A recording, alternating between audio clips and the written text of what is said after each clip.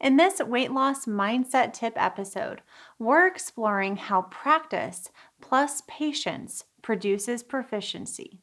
If you have a weight loss or health goal you're trying to reach and are struggling with impatience with the process, this episode is for you. A very common roadblock people face when pursuing any goal is impatience. You've probably heard that quote, "Good is the enemy of great."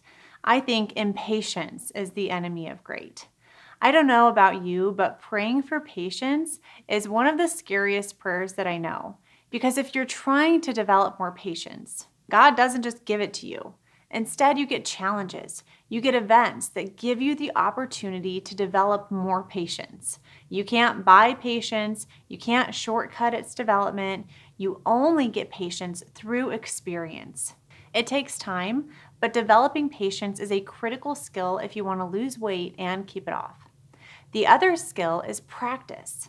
The definition of practice is the actual application or use of an idea, belief, or method as opposed to theories relating to it. So, translation, doing the work, not just listening to me or someone else talk about doing the work. Practice plus patience produces proficiency in any skill you want to learn. Proficiency is defined as a high degree of competence or skill. It's also known as expertise. Kobe Bryant was proficient in basketball. Jordan Spieth is proficient in golf. Serena Williams is proficient in tennis. Patrick Mahomes is a proficient quarterback. But Kobe didn't get proficient with practice alone. He had that in spades.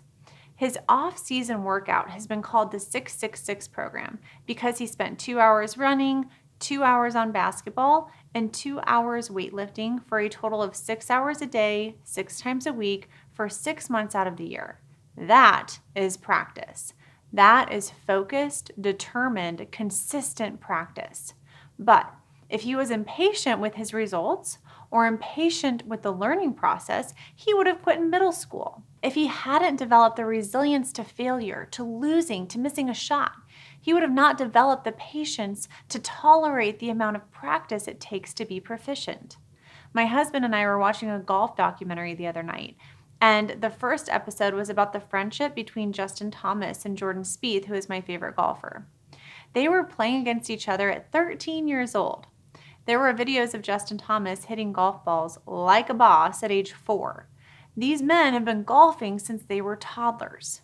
Jordan didn't win the Masters until 2015 when he was 21, but he'd been hitting golf balls since age 4 and regularly golfing since age 10.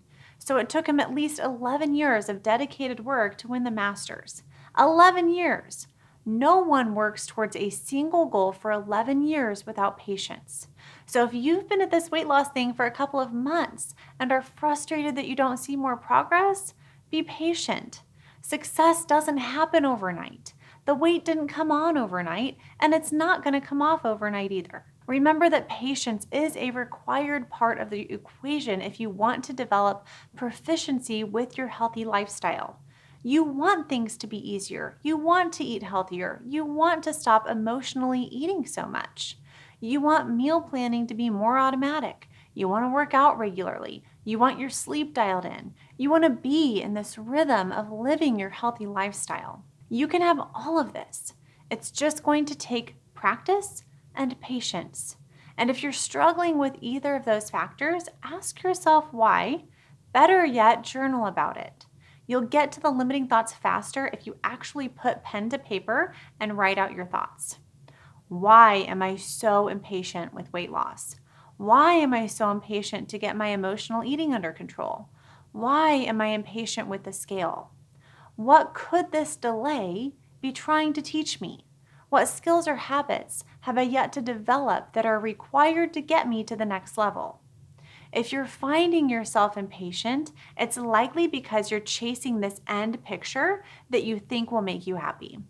Maybe it's a number on the scale, or a pair of pants that hasn't fit in years, or feeling comfortable in your swimsuit, or being able to shop in any store that you want. But if you're not happy along the way, you won't be happy when you get there. Happiness is an inside-out job. When you learn to love the process of losing weight or getting healthy, and learn to love the lessons that you learn along the way, you will have more patience. When growth is the goal, not a number on the scale, it's so much easier to be patient. If you're struggling with the practice part of the equation, you likely haven't found the system or process that meets you where you're at right now.